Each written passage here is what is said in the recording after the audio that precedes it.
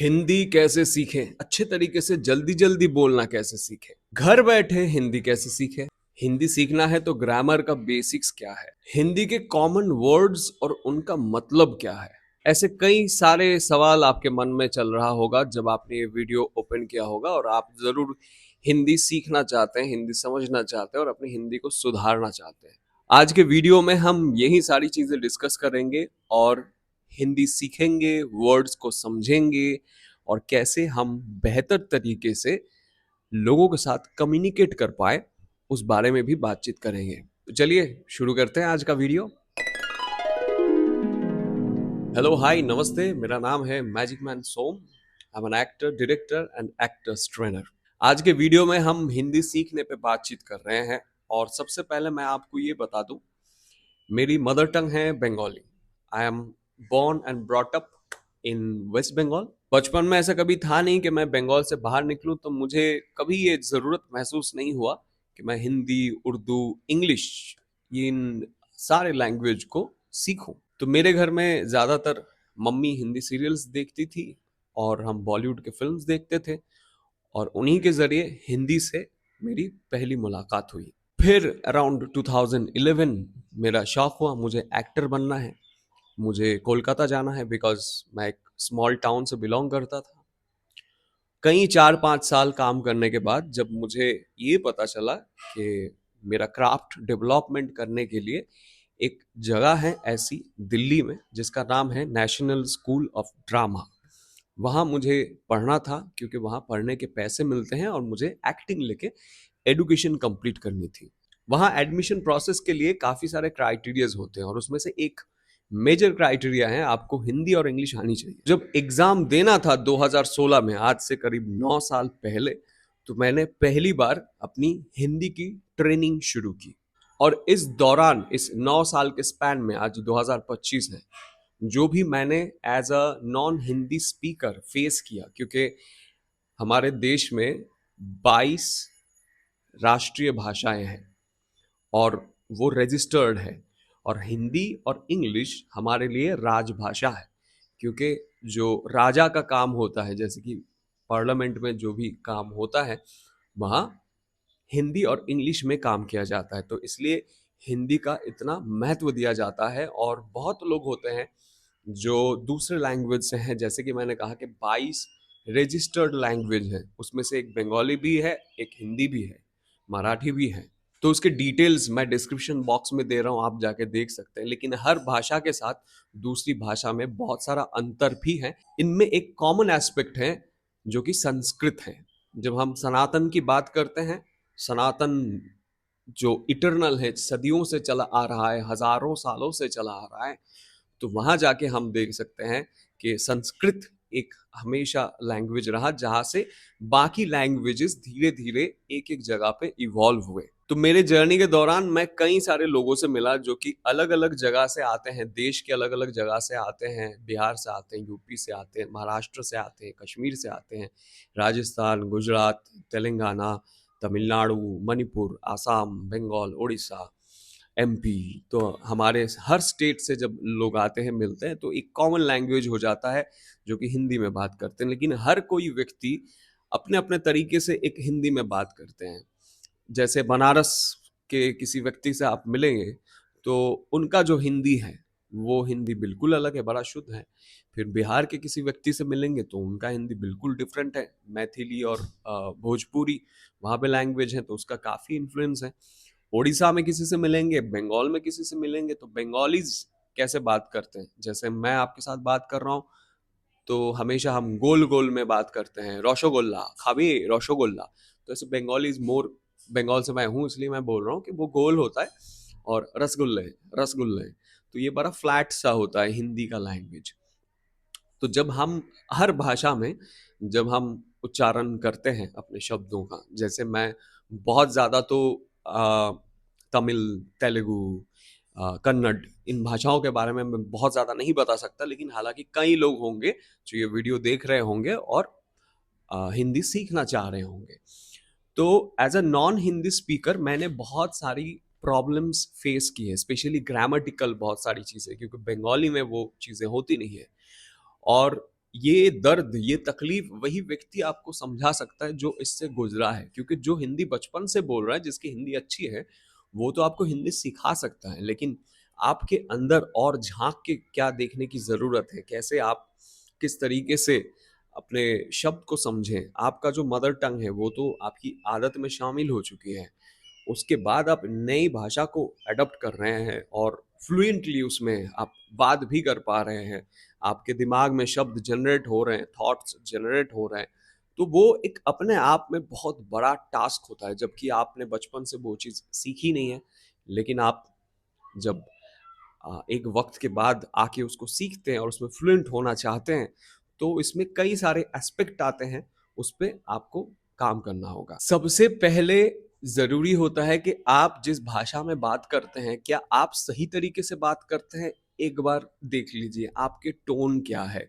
आप जिस जगह में रहते हैं, पर्टिकुलर किसी एरिया में रहते हैं, जैसे बिहार में कोई व्यक्ति है, तो वो चाहे कोई भी अलग-अलग जगह से हो, उनके बोलने का तरीका अलग होगा, अलग-अलग अगर जिले से हैं।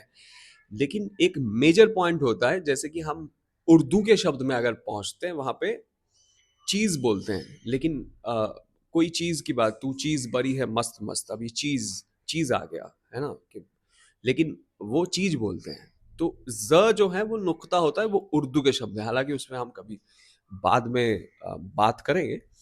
तो ये जो आपके जो रीजनल, ये 2 चीज़ आती हैं, ज़रूर लिख के रखिए कि आपका जो एक्सेंट है और डायलेक्ट होता है, तो एक्सेंट जिस तरीके से आप बात करते हैं, आपका एक अपना एक्सेंट होता है। जैसे बंगाल में अगर मैं कहूँ कि मेरा एक बोलने का एक्सेंट है, मैं जिस तरीके से बंगाली बोलता हूँ, और बांग्लादेश में जैसे लोगों से मैं मिला हूँ, या थोड़ा इंटीरियर की तरफ मैं चला जाऊँ, नॉर्थ बंगाल चला जाऊँ, या फिर एकदम साउथ में बंगाल चला जाऊँ, तो वहाँ के लोग अलग-अलग तरीके से बंगाली में बात करते हैं। बात तो वही कर रहे हैं, बट उनका बोलने का तरीका, जो उनका एक अपना एक्सेंट होता है, उस लैंग्वेज का पर्टिकुलर एक एक्सेंट होता है, एक जगह के हिसाब से, वो बहुत ज़्यादा अलग हो जाती है। तो सबसे पहले ये ज़रूरी है कि मेरी भाषा, मैं जो बोल रहा हूँ, वो क्या है और मैं किस तरीके से बोलता हूँ, क्योंकि हर भाषा में, आपकी भाषा में भी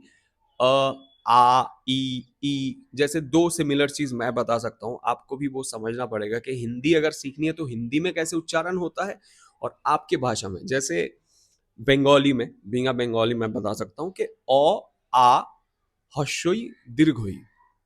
तो यहाँ पे आ ऐसे होता है, गोल गोल होता है। तो मेरा जो मुंह है वो बड़ा ऐसे गोल हो जाता है कि रसगोल्ला, ও কোথায় কোথায় কোথায় যাচ্ছ, কোথায় যাচ্ছ, কি করছো, तो को ओ ऐसे हर बार, वो इसलिए स्वीट लैंग्वेज कहा जाता है उसको, बड़ा गोल गोल सा निकालता है। बट जब आप वही औ का उच्चारण हिंदी में करते हैं, तो वो अ ऐसे आता है, बड़ा फ्लैट सा आता है, कि खड़ी बोली उसको कहा जाता है, कि आ ई ई उ ऊ ए और जैसे ही बंगाली आएगा, ए ओई, ओ औ, अ औ। तो ये फोनेटिक्स कहा जाता है इसको, कि आप साउंड सुन के आप समझ सकते हैं। तो पहली बात तो ये है कि सुनना बहुत जरूरी है, कि आपके लैंग्वेज में क्या आप प्रॉपर तरीके से बात करते हैं। आपका जो लैंग्वेज है उसमें आ, जो कि आपके स्वर वर्ण और व्यंजन वर्ण है, तो वो जो आपके लैंग्वेज में है, आप किस तरीके से उसका उच्चारण करते हैं, और हिंदी में जब आप बोलेंगे तो हिंदी में किस तरीके से उच्चारण किया जाता है। जैसे मेरे पास एक एक किताब है छोटा सा, आप भी ऐसे ग्रामर किताब खरीद सकते हैं। ये तो पूरा टूट फूट गया है, वैसे बच्चों वाला किताब है, ये लेके मैं बैठा हूँ, और यही पूरा लेसन आपको जरूर बताऊंगा। तो यहाँ पे लिखा हुआ है कि अ से आता है अनार, अनार, तो कोई बोलेगा कि अनार, अनार, जैसे बंगाली में। हालांकि मेरे पापा भी बहुत हिंदी प्रैक्टिस करते हैं, वो मेरे साथ जब से मुंबई शिफ्ट हुए हैं, तो अनार बोल देंगे। अगर वो अनार बोलेंगे तो आ हो जाएगा, बट अनार नहीं होगा। और आ, इन दोनों में आपको डिफरेंस समझना होगा। जैसे हम मैंने जब पढ़ाई की, मैंने जब सीखा, और जब मैं क्लास में बताता भी हूँ, तो अ अ एक चुटकी बोलते हैं इसको, खत्म हो गया। आ, तो आ जो है उसका टाइमिंग थोड़ा लंबा है, स्ट्रेचेबल है। आ से होता है आम। तो अनार और आम, तो इन दोनों में आप साउंड को बहुत अच्छे से सुनिए। मैं बोल रहा हूं अनार, अनार, अनार नहीं बोल रहा हूं, और नहीं बोल रहा हूं, अम अलग होता है, आम अलग होता है। तो आ का पूरा उच्चारण होना बहुत जरूरी है। कोई भी हम अगर लेटर को बोल रहे हैं, जैसे एक एक लेटर सीखना बहुत जरूरी है कि सिंगल लेटर्स में कैसे हम उच्चारण करते हैं। और हालांकि मैं तो आपको देख नहीं पा रहा हूं, आप अपने घर में बैठ के ये चीजें खुद से ही आप प्रैक्टिस करेंगे जरूर, लेकिन आपको सुनना पड़ेगा। अब बात होगी कि आप अकेले जब इम्प्रूव कर रहे हैं, आपके घर में लोग तो बहुत सारे अलग अलग, जहाँ पे आपके दोस्त हैं, सारे लोग एक ही टोन में बात कर रहे हैं। तो आप अगर बीच में चीजों को चेंज करने की कोशिश करते हैं तो बड़ा मुश्किल सा हो जाता है, क्योंकि फिर आप वो सोसाइटी से अलग ही दिखने लग जाएंगे कि हम तो घर में ऐसे बोलते हैं, फिर हम इधर आके कैसे बोले ये सब बातें। तो ऐसे एक ये तो टोन हो गया, टोन की बात हम बाद में करेंगे। सो पहले हम वर्ड की बात कर रहे हैं कि पहली बात है उसको आपको सीखना पड़ेगा। जैसे मुझे याद है कि मैं जब हिंदी सीख रहा था कोलकाता में मेरे सर के पास, तो वहाँ एक था भूत और भूत। तो ये जो छोटी वाली ऊ, बड़ी वाली ऊ, उसमें भी बहुत सारा अंतर हो जाता है। जैसे की और की, वो भी हम आगे बात करेंगे की इसका क्या अंतर होता है। तो ये चीज आपको, ये जो वर्ड हम बोल रहे हैं, आप खुद ही जब बोल रहे हैं, जैसे मैं बोल रहा हूँ खुद ही बोल रहे हैं, तो ये खुद खुद खुद खुद खुद ही बोल रहे हैं। तो मुझे पता है कि मैं कैसे बोल रहा हूँ, पता है। अभी ये पौ बंगाली में पौ हो जाता है, लेकिन हिंदी में होता है प। पता है, मुझे पता है, मुझे मुझे पता है, मुझे पता है मुझे क्या करना है। तो हर फिल्म में आप देख लोगे वही बंगाली को वही मजाक बना दिया, ओ बाबा मिष्टी खाबे रसगुल्ला, तुम तो पानी भी पीता है, पानी खाता है। तो ऐसे तुम लोग तो पानी खाता है, तो बहुत बार मैंने ये चीजें सुनी है, तो पानी खाता है, ये चीजें हैं। तो जब भी हम बोलेंगे तो पहले तो अपनी जो लैंग्वेज है उसको आइडेंटिफाई करना बहुत जरूरी है, और उसके बाद उसके प्रॉपर जो एक तरीके का साउंड वो निकालता है, वो साउंड को आइडेंटिफाई करना जरूरी है। तो पहली तो चीज है कि जैसे हम पढ़ेंगे अ आ ई, जैसे इमारत, इमारत, और ई बड़ी वाली ई होती है, ई, है ना। तो मैं डिस्क्रिप्शन बॉक्स में डिटेल्स में दे रहा हूँ, लेकिन ये साउंड की बात जो है वो आपको वीडियो देख के ही सुनना पड़ेगा। और एक चीज, एक वॉइस एंड स्पीच का इन्हीं सारी चीज़ों को लेके आने वाले 15 फरवरी से कंटिन्यूअसली एक इवनिंग एंड मॉर्निंग बैच चालू कर रहे हैं, बहुत मिनिमम फीस में। चाहे आप एक्टर हैं, आप ऑन्टरप्रेन्योर हैं, आप बिजनेसमैन हैं, आप लॉयर हैं, जैसे भी आप बात करना चाहते हैं बेटर हिंदी, स्पेशली हिंदी में है, तो आप जुड़ सकते हैं। ये नीचे नंबर दे रहा हूँ, ये नंबर में आप व्हाट्सअप कर सकते हैं और सारी डिटेल्स आपको मिल जाएगी, और आप एक ट्रेनिंग के थ्रू अपने आप को बेहतर कर सकते हैं। क्योंकि अगर हमारे पास ट्रेनिंग नहीं होगी, चीज़ों की समझ नहीं होगी, तो वो कहीं हम सुधार नहीं पाएंगे कि हम में क्या गलती है, वो हम देख ही नहीं पाएंगे कभी।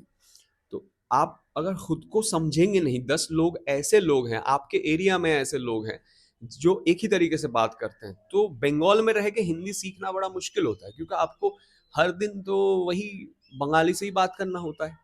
तो आप मान लो उड़ीसा के किसी जिले में हैं, आप आसाम में डिब्रूगढ़ में हैं, या फिर बिहार में मुजफ्फरपुर में हैं, या फिर राजस्थान के बीकानेर में है, या फिर गुजरात के सूरत में है, या फिर आप दिल्ली में हैं। दिल्ली में जो हिंदी बोली जाती है वो तो बिल्कुल माना जाता है यही हिंदी बिल्कुल सही है।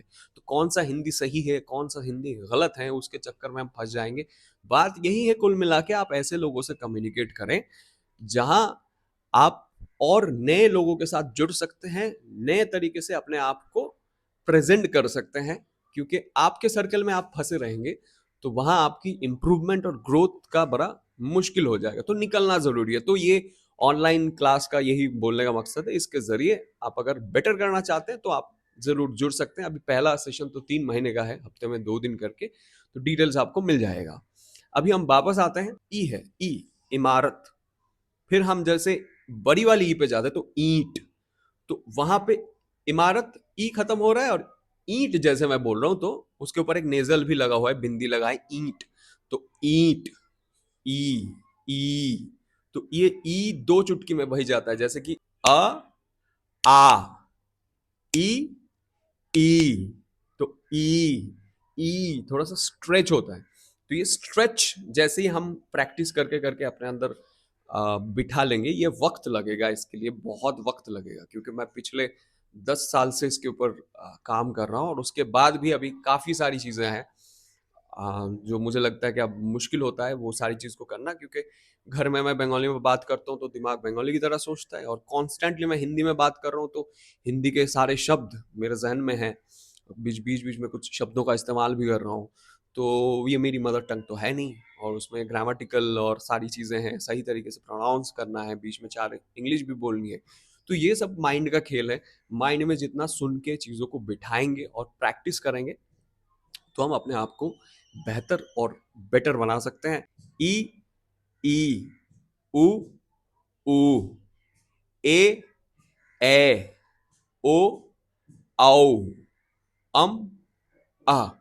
अब ये आह, आह बहुत लोग बहुत अलग-अलग चीज़ें बोलते हैं।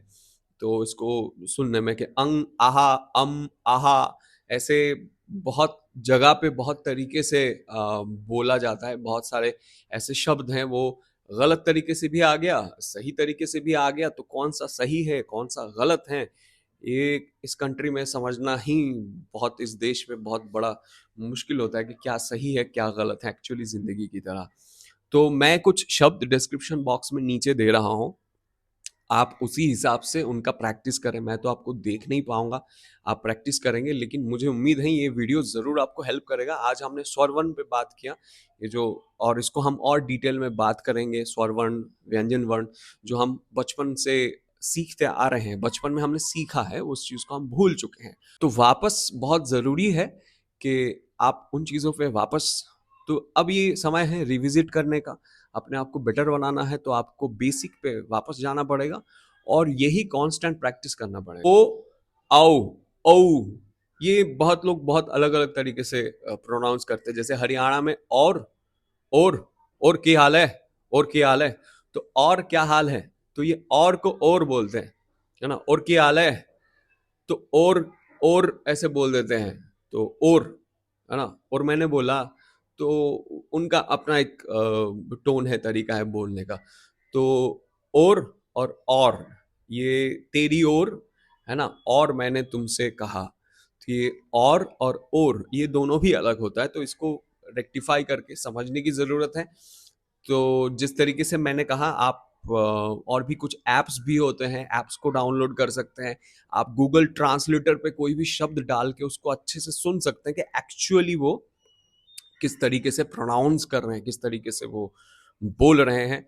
तो शब्दों की अगर आपको समझ हो जाएगी, इसमें वक्त लगेगा, तो फिर आगे हम और भी जो मैं वीडियो बनाने वाला हूँ, तो वहाँ और चीज़ें और डिटेल्स में मैं आपके साथ शेयर करूँगा।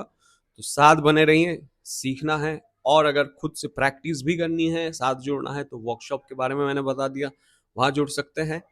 लेकिन अगर इम्प्रूव करना है तो प्रैक्टिस करनी पड़ेगी। अगर आप प्रैक्टिस नहीं करेंगे तो आप बिल्कुल कतई इम्प्रूव नहीं कर पाएंगे।